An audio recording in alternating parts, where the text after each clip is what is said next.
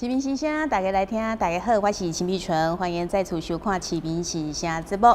2018的选举已经结束，咱新任的市长甲议员的嘛已经就任。接续落来，大家上界关心的就是伫个接续落来4档的任期当中呢，咱新的台南市政府也有新的台南市议会，到底呢会安怎来执政，安怎来监督，会当为咱的人民争取啥物款的福利，带动咱台南市整个的发展，相信咱乡亲拢相当的期待。那么讲到这个推动市政其中上界重要的一个关键呢，就是这个府会关系。若是讲到说大家可能拢会去想到讲，去年12月25号的时阵，伫咱的议员就职典礼了后所举行的这个正副议长的选举。那么呢，整个选举的过程，会当讲是峰回路转、高潮迭起。哇！这其中呢，到底有啥物款的秘辛咱今日邀请到这位贵宾呢，会当好好来甲大家讲好详细。咱今嘛就来欢迎咱这位逆转胜完了，我们这个议长来，我们欢迎郭庆良郭议长。所有全台南市的市民，大家好。尽量下甲大家请安问好。好，议长好谢谢。那么您呢，跟这个林炳立议员呢，当选了正副议长我在想讲，哇，这个你的心情到底是怎样？是很开心呢，或是有一点点心酸，或者是说，到底是百感交集，还是怎么样？先跟咱乡亲讲一下。伫当选议长迄个当时我根本无半点的欢喜，甲快乐。是。虽然是，毋是讲对着这个结论，无满意，只是内心的百感交集到迄个时阵还阁无法度放下，还阁无法度放下。这个部分若讲伊是这场的选举到结论的过程所发生的种种，会当来写回忆录，会使来出册。对，真正这个过程有够紧张，有够精彩的。大家真侪人讲哇，看这个选举的过程，感觉好像在看电影、看电视剧一样比这还更精彩啦所以呢，其实咱做侪观众朋友拢想要好好来了解讲，到底呢，迄一天会当讲个往前推，到底我们这个正副议长选举是发生了什么事情所以咱为头前开始来讲。原本咱知影讲，你为什么就是讲一开始民进党有一个内部的一个假投票，对不对？迄个时阵为什么你会讲到一个阶段的时阵，你向大家讲好，你无爱参加这个，你无爱选为什么迄阵会安尼决定？还未选举完进前，总统呢，捌甲我讲过总共3届。第一届是我去管治的时阵。伊就希望讲，以我的政治伦理，应该嘛认得我。希望有机会会当参会泽。伊就民进党所提名的市长，好啊来协助伊市政未来的推动。伫议会部分，希望会当做一个沟通协调的角色，来辅佐市政的推展。这是总统本身甲我的鼓励。所以自伊家起来了，我就有这个想法823追灾。总统下来看灾的时候呢，我嘛甲伊讲无，加2天到3个代志要交代。讲那礼拜3带到中央党部嘛，我阁去迄当时所讲的情形嘛是安尼嘛，家己当时议长、副议长就定嘛。是伊是咧讲，咱是台南市的部分议长和副议长是不是能够确定一下？那他当场也找了菊姐来。那菊姐说：“那是不是高雄也顺便确定一下？”但是在沟通的过程中间呢，也有讲到说，那好像听说林怡景也要选议长。那总统就讲说：“那菊姐你去商量一下，那是不是议长让郭庆良当？那林怡景就当副议长就好了。”是。大概的定调就这样嘛。那既然上层有这样的鼓励。那我就往这方面去发展，去努力嘛。所以在这个议员的选举中间，那我就设定我要选议长。所以我一方面家己咧选举，一方面去甲咱的同仁互选嘛。在这个过程中间，我说选起来，民进党大败嘛。惨败了以后，但是我也想说，那剩下25席。在还没有选之前，咱毕竟参我无党的，嘛袂歹嘛吼。啊，既然民进党要执政，毋是25席来当执政啊，嘛是爱过半我无当来斗骹手嘛。对。所以那他们走到他们的承诺，要支持我选议长。这个毋庸置疑嘛，非常感谢这些无党的籍的人士，那么算得了需要假投票，那我也知道，那我就开始寻找党内的一些的同志的支持，我就率先呢，给他们签了一些推荐书，那推荐书来对赵文如讲在，我应该可以拿到呢，差不多14张的推荐书了，至15张。这个都已经有签名在那边了。是，但是因为我自己本身我没有现任市长的优势嘛，也没有行政院院长的澳元嘛，也没有整个派系的资源，所以我只能够孤军奋战。孤军奋战这个难免咱的好的同事会受到我真正的束缚啦，或者是地方首长的一些的建设的压力，那我们这在所难免，那么改善。但是我较无当认同是，民进党呢，伫12月初3由地方党部呢发出的这张的邀请函，就是讲这张内底叫人所有的党团的成员去讨论到党团的事项党团成立的事宜。那其中你要讲开这个会，有我议员，就是议员选举了要出国嘛，打电话去地方党部，感觉你这种会是免啦？伊讲主委嘛甲讲这个无啥啦，我本身嘛卡过这无啥物个代志啦，这个叫一个来就好啦。你做歹助理嘛无要紧，到时候人出国就出国嘛，我就。讲遐尼含糊哦。啊，叫出国了，一个回归了。挑选要主持，我讲挑选你袂使主持哦，应该上主持的这民进党的代志，你党团会使来召开无毋对，依照惯例是由上主持的来做主席，主持了产生的总召，较来交互总召，安尼是较符合这个定数啦。挑选就坚持要做主席伊招人你党团的你摕去党部招，安尼较会理，你要安尼做，你安尼做嘛你讲怪就讲要选总召啦，讲你今仔开会会议定数，你无讲要选总召呢，这样有点不妥吧？伊就讲以往的惯例，讲以往的惯例是无人提出异议啊。既然有异议，你就照程序来，你要选总召可以，你问人小有松懈啊，讲这个会议是12月7号是要选总召啊，毋才对，结果你无，你无你叫你去当场就决要选总召，讲这样不行吧？你若要选总召，上个你嘛讲我今仔来主持会，么今仔日明仔载来有人登记，登记完了第3天来协商，协商袂了第4天来选总召，安尼毋才对。结果无来，坚持要选。讲你若坚持要选，这样程序我是认为不合法、不合定，那就举手表决。表决了，也就13票，13票了，我含助理，迄个助理有遮济签到的助理，助理也会当举手举来投票。准做投票的人数来算，助理若当选总召，连工就当你去议会台下举手投票啊！你咧，叫我会反映。助理做议员就好啊。系啊，助理也会当投票，我头一摆听到助理会当举手投票选总召，同意好啊，无安尼哦，靠这个你，那我就会讲说你这样的开的会议，我认为不符合程序，所以我就退出来了。我不承认这会议的，这个是第一次。是。出来了，我你这样也错了啊！伊当然我出来了，伊就讲好，那我们就在11月13号，12月13号，那我们来进行假投票，来选出我们的正副议长。好，这个很奇怪呢。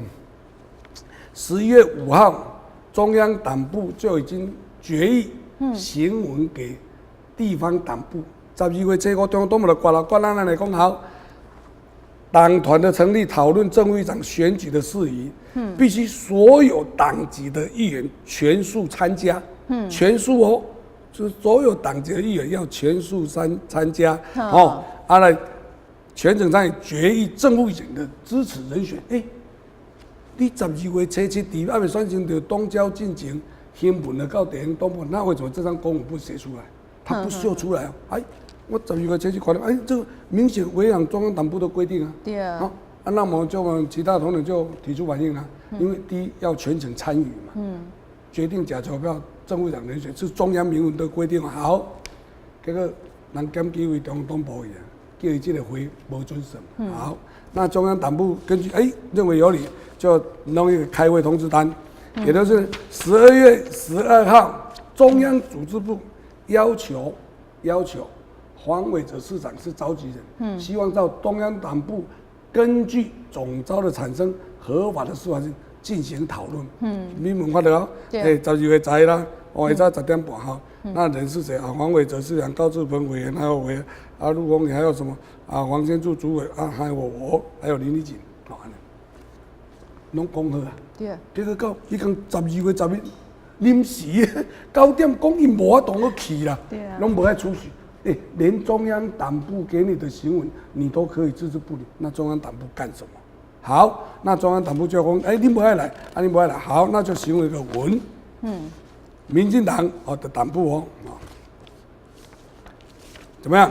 他说12月13号进行了假投票，应行无效。最后决定，12月13号，就是你在12月13号所召开的会议是无效的，假投票是无效的，因为你不符合这个程序嘛。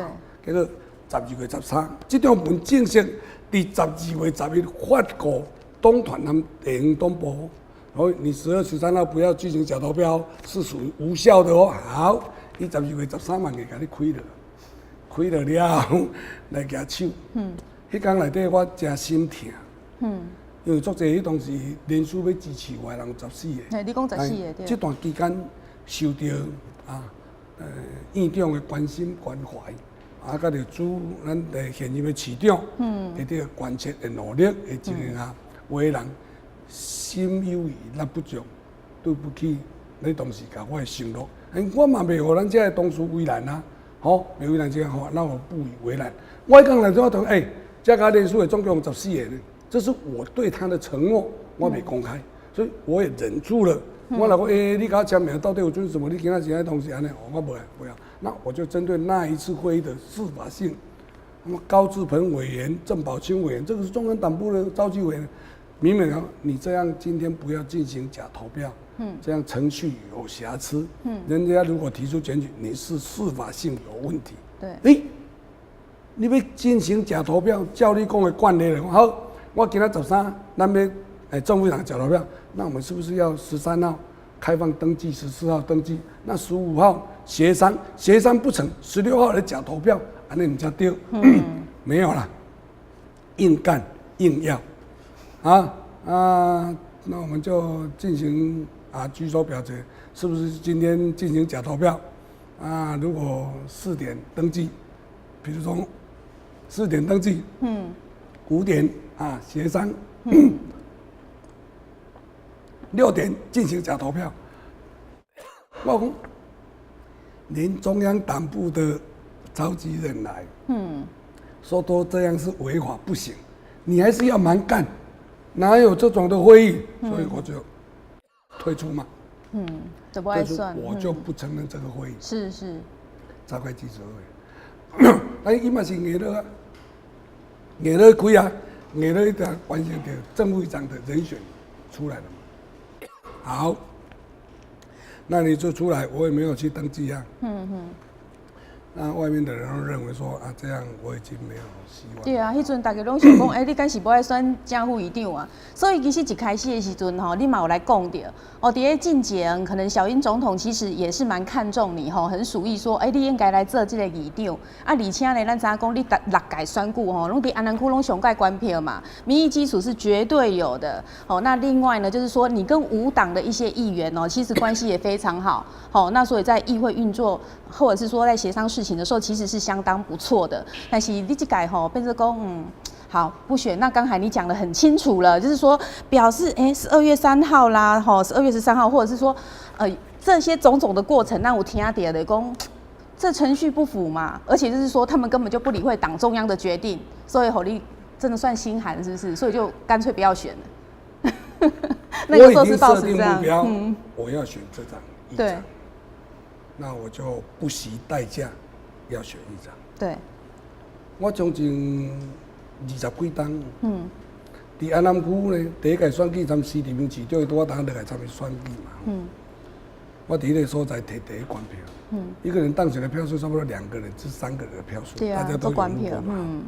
我一改开始，那我就战战兢兢，我要哪甲人服务，要哪甲人取得人的认同，和支持我的人呢袂失望。所以有法当讲伫安南区内底，拢总第一关票创下台湾史上第一个选举区连续6届拢第一关票，而且悬殊比数的，我相信我算会对。对啦。那我为民进党拿下全台第一席的副议长，也是我迄阵会拼来。民进党开发第一席副议长嘛是我拼来啊。好，连续3届的副议长，伫这段时间20几档，我讲得真心酸。我迄阵第一届当选议员的时阵，安南区民进党里长3个。我安尼服务、参与安交陪、认真拍拼、经营店，到我顶一届选举民进党的里长30几个。哦，这大家拢知影。咱是用命、用肝拼来的成绩。我当时替民进党咧拍拼的时阵，阿扁啊总统咧选举，去到庙院咧拜票，我做议员，拜托，主委啊，甲支持咱咧单水扁一个。主委摕开文宣摕落压落伫涂骹去。哦。我是一张一张搁捡倒起来，拜托。我议员呢，我嘛是安尼拼。对啊。阿扁咧选举的时阵，安南区出钱出力咧，甲苦人的送，过信用拜得着。那做台南市的民意代表，阿扁啊选举、社会选举，若出钱出力开会着，我算拜头前的。咱是为民进党安尼拼呢，拼到这内底，11月24全国败选啊，拢败啊嘛。6都位会当留民进党正委长一个，只要提名我，全台南市大家拢知影，只要你提名我，正委长拢会当留伫咱台南市的民进党的议会。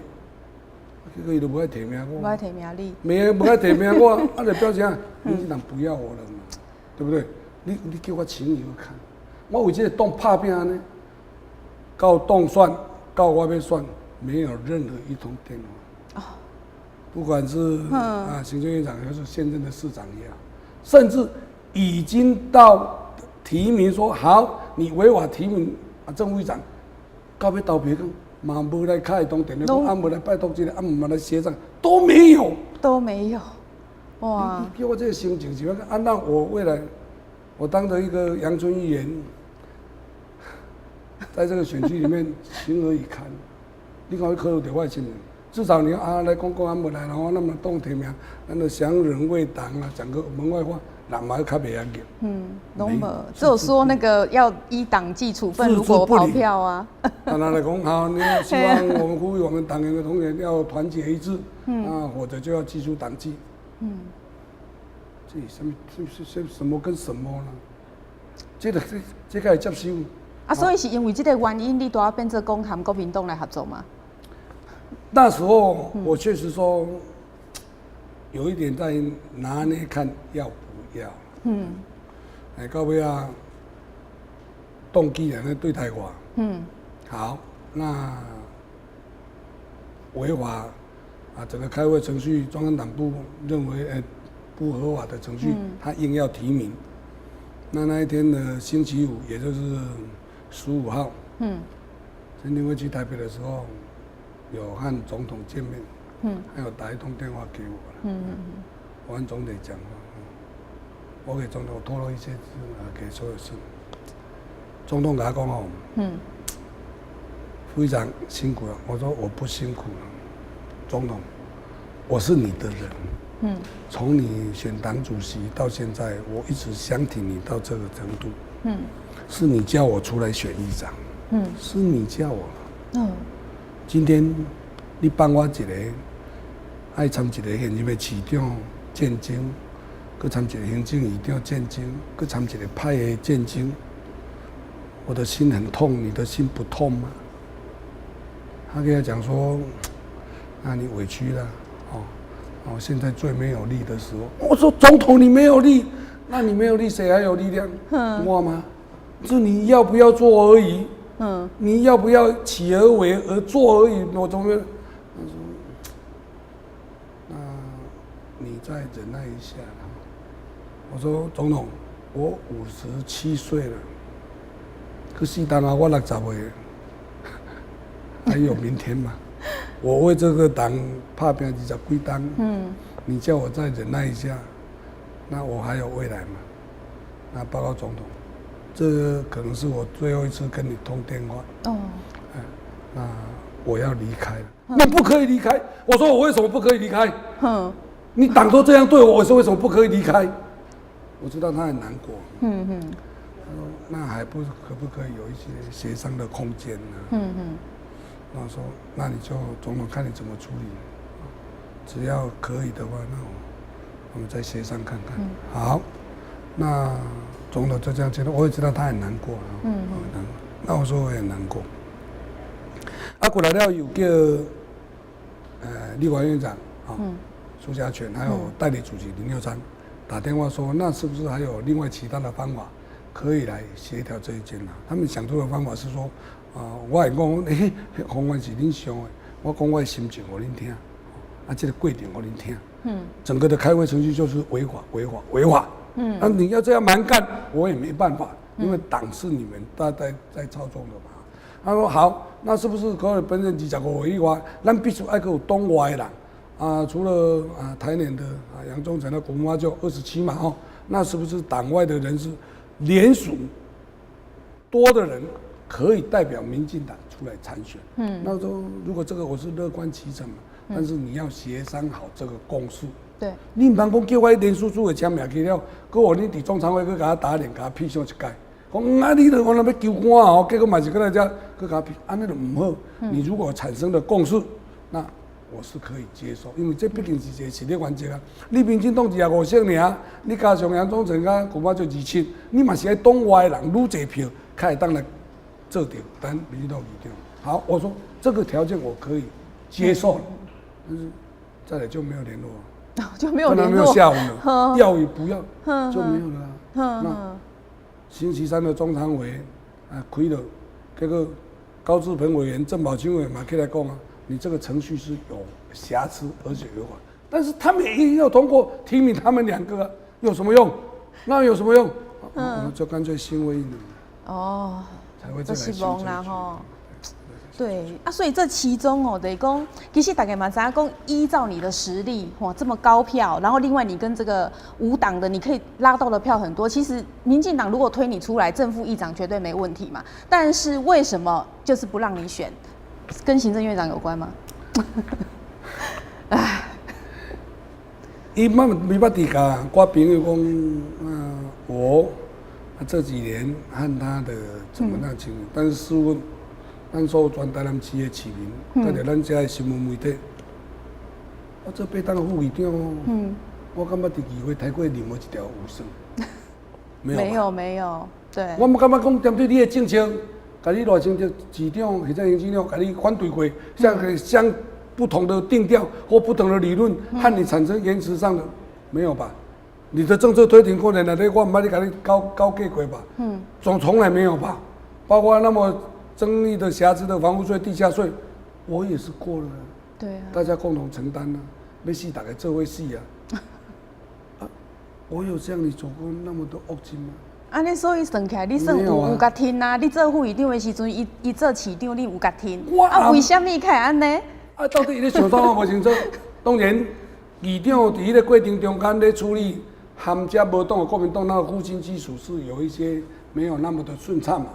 所以拄着争议性的时候，当然咱新闻副议长落来去参加无党国民党拜托买啦，大家好讲咱来化解那个尴尬的场面，咱个说话为着市政府。我安尼做煞，我头仔想讲安尼是为着帮市政府叫我想来我唔对，伊认为讲我是咧做假这局是我设的是我迄个塞龙因起来来反对了，我讲好人我咧做，工课较做好。煞等到变做甲我罪人变是我，安尼就唔对呀！我正个想着他这个原因啊，今日这个原因我怎原因了？我也无杀戮之仇，也无夺车之分，敢有遐严重吗？要这样吗？我嘛想无。所以你嘛是感觉莫名其妙。我有那么差吗？有那么坏？好，所以因为原本有14位议员是愿意挺你，但是可能就是你觉得，可能赖院长的关心之下，变作嘛是无法度啦吼。哇，啊，毋过这其中，咱知影讲有3位议员是说挺你的。那我们先来讲一下说，那你后来就是说到底是怎么样跟国民党来做这个协商，让他们愿意全部来支持你？咱上一后这种冰冻三尺灰，一日之寒。民进党所提名的2个候选人，在议会上，大家应该都知道他们的个性和那么言论和整个嘛，就是在沟通协调上的能力是比较没有那么的顺畅。那个国民党的议员做啊近8年了，他相对的尊严和得到的尊重，都非常的积弱嘛。另外像这个议员要选择议员足艰苦呢。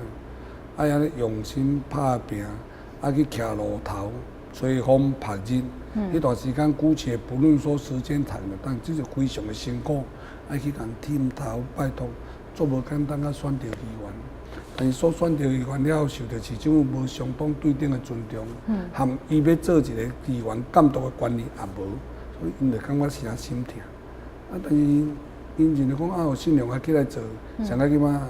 咱会伫这个部分站到尊严立场上面，他们对我的过去认同，基于这样，议会的尊严和个性可以相融洽，就是这一点，所以才相挺包括无党人士，你不党的人数10几个，嘛是爱真济个，甲咱相挺，才当完成这局的选战嘛。你讲因无党也无党这个压力，而且遮好的经营平常时对咱的信任，对咱的经营，受到市政府当时无共款的眼光的对待，来做成电咱一讲，毋是我信用足够，是因的做法来造成着因对咱的认同。这种就是安尼。是所以听讲迄阵在国民党就是谢龙介主委那边有讲说，唯一的条件就是说你要先退党，是只有这个条件吗？对，一开始伊讲。今天你当时在参与沟通的过程中，咱到尾啊啦伊是讲，那你如果，因为我讲你国民党家己当家己也好，推选人选嘛无当选正副议长伊若提供我，会当选到议长，恁国民党嘛真公平伊讲好，那你唯一的条件就是要退出民进党，他们支持无党籍人士。这是唯一的条件。唯一的条件就是我必须要退出民主进步党。只有这样的条件。这样而已。那希望我做一个全民的议长，只有这个条件，只有这个条件，没有其他的条件。对啊，因为讲到这个条件说的话，咱杂工最近那个就是郭国文嘛，他有讲到啦，等于讲因为要参选那个第2选区的立委补选。即马得听讲真谅解，敢若有把这个户籍刷到这个新期，也要来参选的，这个有可能嘛？所以即马伊就讲，是当初在选这个议长的时候，国民党的真谅解有看你做这个协商，有条件交换，对不？这无稽之谈呐！我嘛打电话国文国文我嘛捌参你讲过歹话。那你这样子讲，没有根据的讲，安尼敢好？伊讲他是在讲谢龙介，你讲谢龙介，你给他拖下水，怎么可以这样子讲？你给他拖下水，你要选立委人，你对你敢会无信心？你讲我太有信心，那既然有信心，谁来选不是都一样？你怕谢龙介吗？那就如果怕谢龙介，你就不要选了啊，你退选吧。因为你怕谢龙介啊，你为什么就惊嘛？无你看，你惊讲我参与有协商，伊来的，而且这只是揣测的。我嘛甲郭国文讲，你也知影，你的一例一休，造成了国家这大的这个败选。你自己要负担这个责任啊。你4个月了后，你就跳槽去做来同胞的背离选民，这些的种种的行为，你本来要当副市长的外传嘛。对。好，你今年要代表民进党争取选第2选区，你就用心去选嘛，努力去选嘛。用你的政见，用你的实力耕耘，去得市民的认同，人家对，你用揣测的来攻击我，那会使安尼做，不可行啊！选民眼睛是雪亮的啊！怎么可以说听说揣测就可以这样子讲？他很担心选情吧？好，议长，我有看到你甲迄条内裤带，敢若是民进党的内裤带呢。啊，你已经退党啊，你跟民进党的连骨带，你这么爱民进党？心啊，你讲以咱这个中正下去的人，重感情的人，我今仔会受到选民来甲我肯定，嘛是这点是我唯一自豪的地方。我当选议长迄天吼，足侪人伫遐看开票，看到目屎停落来，为我紧张。足侪支持我的人，为要看遐开票，看到饭无食，囥伫边啊。我一个当选了后，规个流目屎，你敢知？真感动啊！因为咱受尽了委屈，因有感受到啊。咱对这个党的付出、拍拼、牺牲的，伊有看到啊。摕一块包啊，伫总吸收走又有自家放。我无想问讲，啊，你是咧放安尼？讲单放1字尔，爽。看我一个人摕包去咱遐放，这咱大家讲咱市民的可爱一点嘛，市民可爱一点。啊，伫咱的古代，我2条咧烧体换这里换6条去啊，歹咯。你逐工拢夹这条民进党的内骨带？对，咱夹这条内骨带。你会当看这你所有，你伫媒体会倒来看，我就一定介绍你，我就看几单。新闻大调出来拢这条。拢这条，我无咧看。这也毋是讲其他讲我，我绿皮难顾，我绿皮难顾，我夹这条内骨带夹遐久。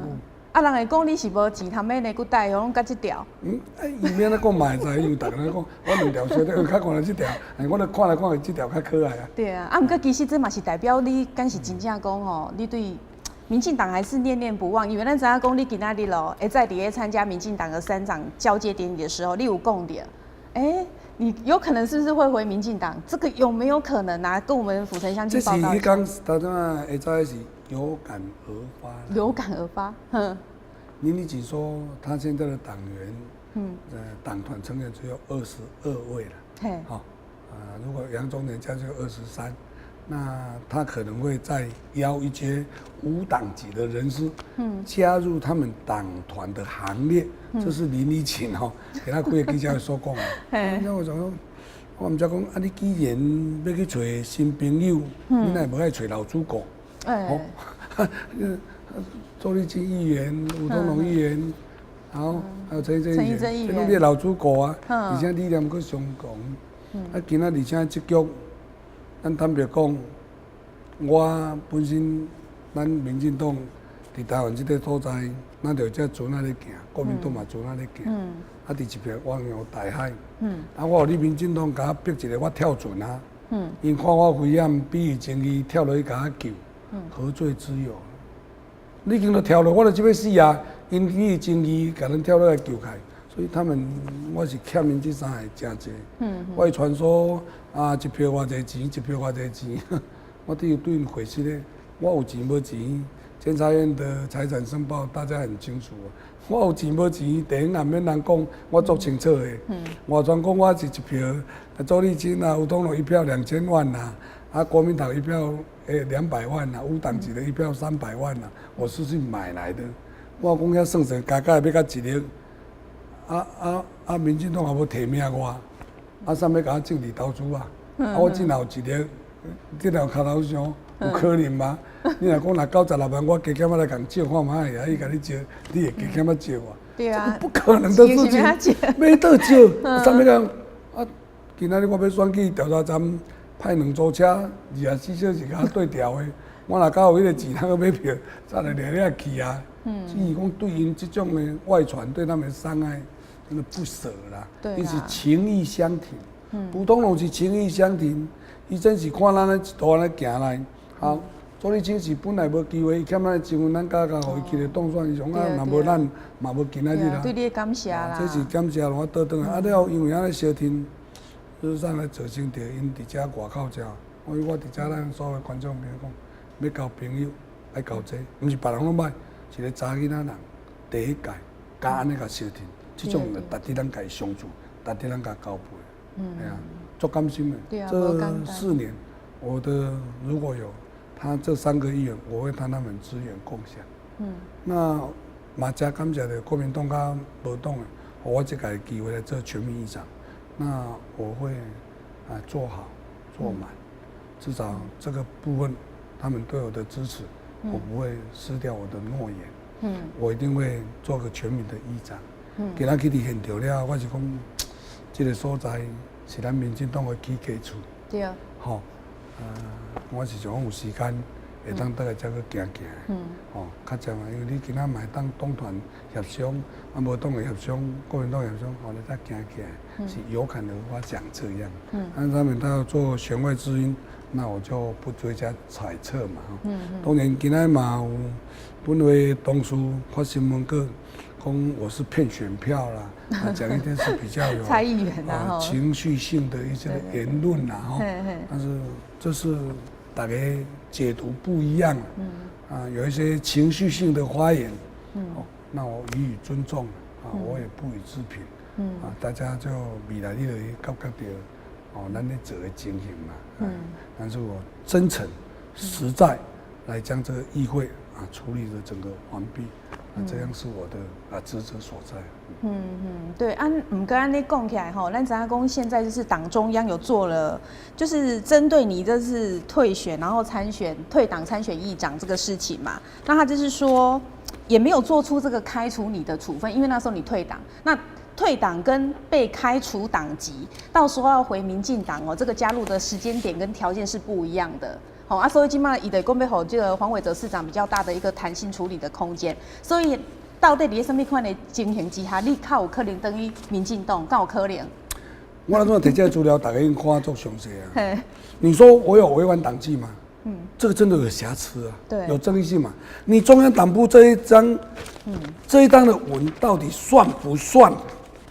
如果你中央党部这一张的文是算，那我何来？违背党的决定，对啊，你已经写得很清楚了。12月13号进行的假投票应属无效。对，你这种文是中央党部发的文呢，不是我做假的。既然中央党部发的文，互你地方党部甲党团，你13所3件的假投票是无效。那就他何来开除党籍嘛？民进党就是没有正副长候选人啊。既然没有候选人。拿来开除党籍，我哪有违反党纪？所以你是算家己退党啦。我这样问，这条文是什么？所以中评会这样子就决定好，那我们是不是暂缓执行，再详加闲谈一下？你看我们对，他们查清楚啊。对啊。也要了解一下，这条文到底是有效啊，无效啊？好，你要好，那你新潮流的一直在打我小段。那么也知道，小段，段宜康，他的情形，我讲嘛，情绪性有跟他讲一些话。阮伫下骹咧拼命流汗，你伫顶悬咧讲甲流汗。你拢算不分区啊？你嘛袂记得小段，伊要欠我情分呢，我是有投票给你的呢。我是投票不分区立委，你还有享受民进党资源呢。那你的政策所讲的这些都是法夹弯。对你新潮流的人员就是转过去，法无不可。对其他不是你新潮流就是依法赶尽杀绝，这党中知影啊，不是一件啊。那你这样子搞我，对得起吗？我有那么的糟吗？好，所以按你讲起来，你其实嘛无针对公干回去民进党这很正面的回应，其实保留一些空间啊，对不对？因为咱知影讲你还是很热爱民进党嘛，是不是？刚有因为看你甲迄个内古代，咱就知影讲你对民进党还是有相当多的感情啊，因为毕竟你加入民进党那么久，对不对？几年？我30档啊，30档呢。蔡介雄迄阵招党的时阵，蔡文彬甲我招的。蔡文彬，比许天才还早啦，许天才较早加入党。伊讲你啊，咧讲24、5档呢，比阵较早啦。那30档啊。对啊，这么久，然后其实又对党奉献这么多，帮党吼，你看你讲3个议员，嘛3个里长，到今嘛30几个里长，这不是一般人做得到的啦。6里的里长，9届国民党萧秉和，9届国民党的里长，互我服务甲加入民进党。9届国民党的老党员的里长，因为你拉大加入民进党何况里长，你会当去问，6届里长，2请个里长联合会长，互咱服务甲加入咱民进党。咱其他人就莫去讲，咱是用血甲汗时间服务来处理这个民进党，咱是安尼来的。对，哇，好啦，所以你既然要做一个全民议长你要安怎来做？实际的行动会怎么去做呢？我是怕落花有意，流水无情啊？怎么说？全国动算的市长，去咧拢去拜会议长，我是主动去拜会市长。对呢。你说全国没有一个是议长去拜会市长的呢？真的呢，都是市长来拜会议长。对对对，只有我已经展现我的诚意啊。第3天我就主动安排时间，主动去到台南市政府请益，看我需要做什么。但是到目前为止也没有接到一通电话，也没有人家来回应什么。我那就被打了2个嘴巴。可是当天您去拜访这个黄伟哲市长的时候，其实他也是很礼貌的接待您嘛，对不对？你觉得只是礼貌性的吗？那未来双方合作的可能性怎么样？我也是，我既然要做全民的议长，那我就会站在一个协助毕竟呢是台南市的建设和整个的政策的推动，我会站在这个角色，我会站在这个角色，只要对台南市民有利，可以增进市民的福祉，我一定会全力辅佐市政府一切的推动，不会有任何的卑格的心态，或者任何刁蛮的心理，这个不会，选民都有在看，我会往这方面去走，但是也希望台南市政府能够尊重台南市议会每个议员他所的职责，他们毕竟是站在监督的角色，要适当的相互尊重，才能够相互的达成。嘛，每当讲我一个人呢，当然啦，我会尽量来协助，完成市府的一些的建设和整个的发展。会这样做了哈。好，那我们知道说，可能最近有网络就有流传一些啊，就是说，不实的一些谣言之类。你看州立金议员嘛，那我可以提告啊，对不？所以讲对这个部分，就是说，可能现在我们的这个网民也要注意一下哈。我们是讲，你用一个匿名去你网络点名黑白讲骂哈，骂你拢无代志哦，人即马为这个 IP 网址什么拢查得到什么人所以这件代志你是不是给大家做一个呼吁，就是大家要理性一点，对不对？这一点呢，我有曾经感同身受过。迄当时讲一个题外话啦吼。陈廷辉委员，你当时要选立委的时候，我陈经理还有陈廷辉在市议会开一个记者会，讲一寡呢比较一些有争议性的言辞和言论，施明德了，我搞完4个人提告。4个人提告，他4个人提告到最后高等法院判决我们4个人必须要赔偿他200万，而且在4大报的头版刊登道歉启事我记忆犹新到尾200万嘛得去赔人这个告诉他，那值得告嘛没啥严肃然后就让我非常的警惕，未来民意代表也好，干嘛咧讲也好。有实际较会使讲，若无袂使安尼。最近我看的网络的这个攻击的言论，已经超过我可以容忍的范围。那我必须做一些法律上可以保障的这些的动作和行为出来。我希望这些的人民呢，能够相互的尊重，也能够相互的约束自己。一寡的言辞无影的工作，唔能够人攻击，迄唔是好事。所以我有正式给他提告。那我看这几天他又蠢欲动，又写这言论。那如果他再这样，我会继续提告。那我也请示检察官让这些连续犯一直这样子的话，是不是再应该加重或者任何一种的一些手续呢，来制止他？我相信检察官会有一些动作。好，那议长要请教你啦现在你变成是无党的身份嘛你认为讲进前有一个民进党就是在背后算是当你的靠山嘛？还是说你觉得也无所谓现在已经就是说你当无党的，你还是可以好好的去发挥呢？政党对你来讲算什么？这是一种感情的问题。感情，翁仔某做伙久，较有可能讲我离婚就离婚，咱拢无感情。讲遐恶性，但是你也要说，那你要甲伊维持这个婚姻的关系，人唔就要，也伊人都无爱你讲的嘛假的，对不对？那既然已经做到全民的议长了，那你就要考虑一些无党籍他们的心态。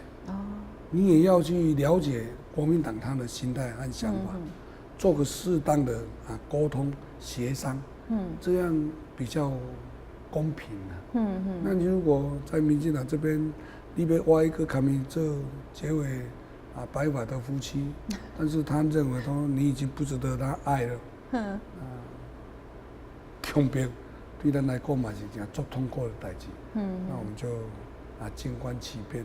但是我向所有的电视机的观众来讲，我会做全民的议长，将这整个议会这4年，绝对会让台南市民脱胎换骨，改变对台南市议会的观念和想法。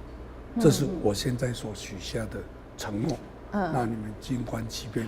那我如何让提升台南市议会的议事功能，还有整个的议会的功能，还有市民对台南市议会的观感，绝对会180度的转变。我就是要来做这个事情。对，因为刚才你也有讲过说，之前这个赖清德院长在当市长的时候，包括这个房屋税等等的，迄阵你嘛是都有给他听嘛。但是后来是不是也发现说，其实很多民众都对房屋税这一块，那其实是觉得不适当的。今嘛得讲，你没有这个民进党的，就这个时候就变成包袱了，是不是？变成无党的议长，你要考虑的就很多面嘛。所以你是不是反而比较好来解决这个问题？房屋税这个问题是大家的痛那你到目前为止，台南市政府把这市民这3单目前今年加收50几亿了嘛，50几亿了呢，好多你没了解到，他已经多加了房屋税、地价税都说了，到目前为50多亿的那50多亿黄伟哲市长，你在选举的时候你也有承诺过，我今年开始要动涨房屋税，那你已经动涨了那你要实行你的政治诺言嘛。第二那我有叫麻烦陈奕迅议员，还有周立基议员、吴东龙议员，成立邀集党派不分党派的议员共同参与成一个退税大联盟。那为什么要退税大联盟？比如说这15档的追溯期间内底是全国拢无，但咱台南市有尔。追溯15档这条的全国拢无，咱台南市有。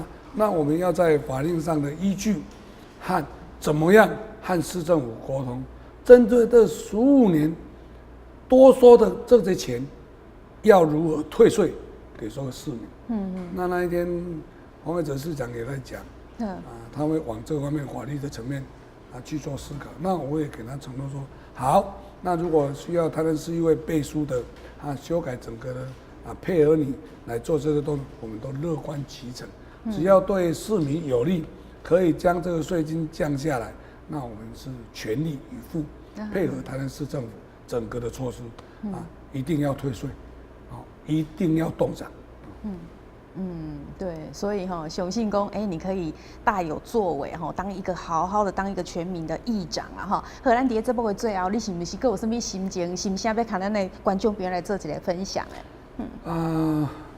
我一直咧感受着讲这几年来，台南市呢应该叫你用1户2路3万挂4月丁，较早人咧佫唔知影咱有月丁港遮好的所在，尤其是台湾遮那好的宝岛，遮重要的港口，咱台南市就占2个。那么好，现在整个的情况有所改变，台南市要如何来发展包括观光、就业、经济。那我们会站在监督的立场，提出正确的方向给台南市政府做参考。至于他要不要做，权力在台南市长，不是在台南市议会议长。我们只能够提出建言，希望他能够往这个方面去做。他提出来这些预算啦、经费啦，那我们所有的同仁审查以后说可以，那我们就全力配合。那我们就做这个方面的努力，共同朝向台南市祥和、健康发展的方向去努力。对，那府会关系其实都是民众很关心的啦哈。你府会如果说太好的话，大家会觉得说你就是这样在护航嘛。那如果说一直在对抗的话，大家会担心说我们是很多建设都做不好。所以其实你今晚和黄伟哲市长就是说沟通的管道还顺畅嘛？到目前为止他是没有和我沟通过了。我没有和你沟通，你去拜会他以后，他也没有跟你沟通。所以我说。莫非是落花有意，流水无情那但是我也不会去计较那么多了。既然是要往台南市民着想，这个不拘小节，不拘小节。希望他能够有去感受得到。为台南市发展的方面。对，你没有透过我们节目讲，那个民众还不知道，因为当天去，大家可能从媒体就看到，你跟市长两个人合照，看起来和乐融融，所以一般的市民可能不太了解。我今天你听你安尼讲了，咱知影讲，这其中可能还有一些地方需要可能要去化冰一下把它这个冰块把它稍微溶解一下。我相信议长以你的协调能力，应该是可以的，对不对？只要台南市长有那个诚意，我相信国民党无党籍这个应该没有问题了。只要他有那个诚意，那有共同来往这个方面，一个推动市政的能力，一个是监督的立场，虽然是不同方向，但是是可以并行的。如果可以，不然是不同的职责，但是并行的话，毕竟这对台南市呢发展是有利的。对，所以那么期待讲这个府会的关系真的要和谐，但是就是说，推动市政呢，跟做这个监督角色大家要各自扮演好这个立场啦。哇，咱今日非常感谢议长到咱节目当中，甲咱讲这么多其实是一般民众不知道的，你无讲出来，大家哪会知影这个情形？那就知影讲，你一路来的这个心路历程，其实真是酸甜苦辣都有遐个有真济那伊若讲，这局的议长的选举到完成，会当来写回忆录，嘛会使来出册。遐个有差不多，今仔所讲的是1/3尔。只有1/3无讲的，留在往后。对，2/3所以我们那个访问议长，那个今天是第1集，后面还有第2集、第3集，那大家敬请期待。好，那我们再一次呢，谢谢议长到节目当中，谢谢你。谢谢所有观众朋友。是好，那我们也期待说我们的全民议长呢可以好好做，那大家当然呢觉得他做得好，也要好好的给他鼓励。好，咱再次感谢议长，嘛再次感谢咱观众朋友的收看，市民时下直播，咱再会。